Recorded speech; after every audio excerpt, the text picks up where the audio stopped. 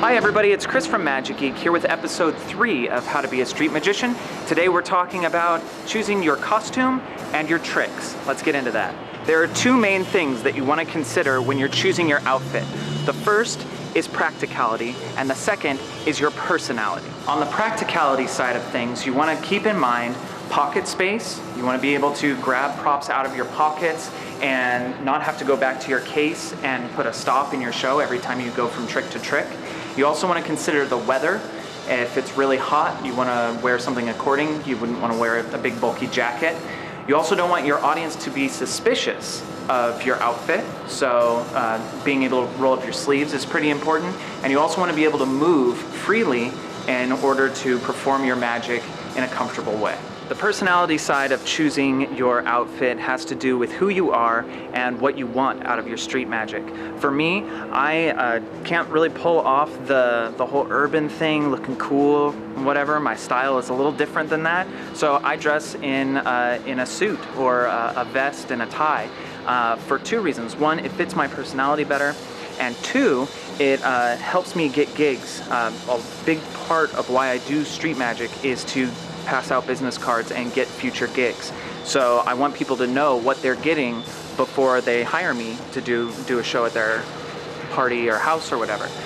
If you're more inclined to do the urban thing, then and you can pull that off, go for it. There's no rules as far as what you can wear when you're doing magic. These are just sort of suggestions.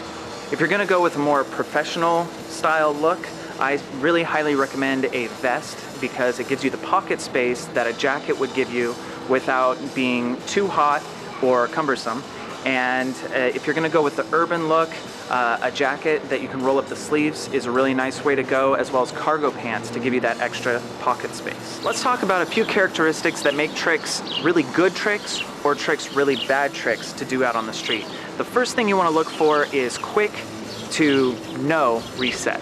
That is a very, very important part of doing the magic. You don't want to have to stop and reset everything or forget to have reset something and go into your show and end up in a bad spot. You want it to be visual magic. Audience participation is always good. Money magic is really, really good to work in on the streets. We'll get into more of that in the next episode, why that's so important. It's always good to have impromptu or backup tricks that are ready to go. These are tricks that don't require any setup, that you can go right into with a selected card or something like that, where if you end up in a bad situation, you can still help yourself and move into a trick that's going to work and blow them away. Some characteristics of tricks that you do not want to do out on the street would be bad angles. If your trick can only be seen from one angle, don't do it because you're going to have people all around you. Another bad characteristic would be tricks that are not reusable. If you're wasting an egg or tearing something up or throwing streamers or whatever that is, you don't want to have to carry that around with you from space to space. The last is unclear or just unclear effects or effects with long drawn out stories. You don't want to do those types of tricks. They don't work very well. You want to make sure that in one sentence you can clearly explain what the effect of your trick is. So try that with all your tricks, and the ones that you can do that with, take them out on the street and try them out. The structure of your show is going to dictate the tricks that you select. Your structure should have three main parts: the pull, the body, and the pitch. The pull is a section of your show where you're pulling in your core audience. We talked a lot about this in episode 2 of How to Be a Street Magician. The tricks that you want to select for this are tricks that are visual, tricks that are quick, and tricks that have audience participation. You only need 1 to 3 of these tricks. You don't need a whole bunch of these. These are just to get that core audience. Once you've got them hooked, then you're going to move on to the body of your show. Here are a few tricks that work really, really well during the pull section of your show.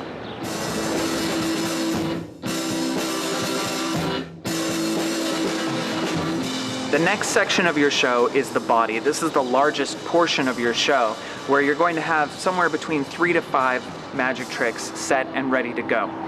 This portion is all about building up your space, making your emotions larger, and pulling in even more people, building on that core group that you have.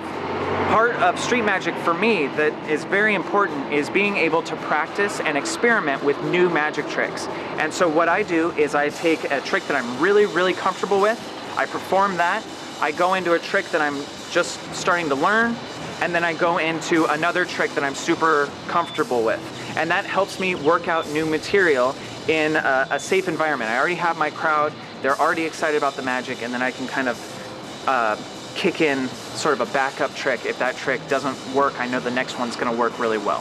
Here's some tricks that work really well in the body section of your show.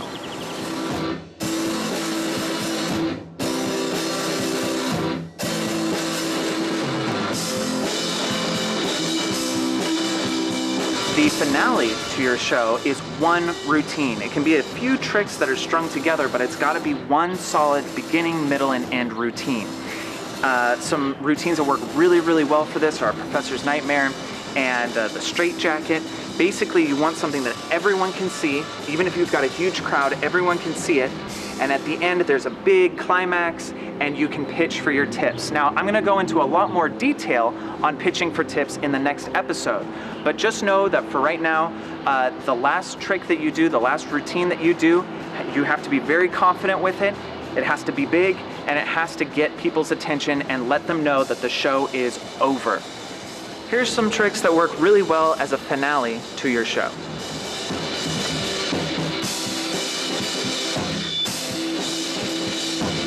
Thank you very much for watching episode 3 of How to Be a Street Magician. Be sure to tune in next time when we talk about money.